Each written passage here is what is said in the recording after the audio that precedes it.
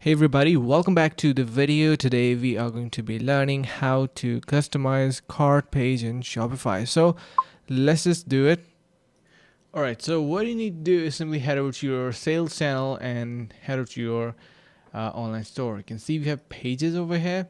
So we got a couple of pages over here, but we cannot see our cart section. For that, you need to head over to your online store and click on edit the theme.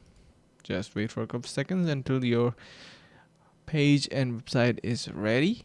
Okay, so here click on any of these products which will be leading you to the cart page. You can see we have add to cart and it is now going to be adding to cart. So to customize the cart section, you can see we have this is how this looks, and it depends on how your settings are done. You can change these settings over here. And yeah, so the cart is of course going to be working along with the theme, so you can change the theme to simply modify its settings as well.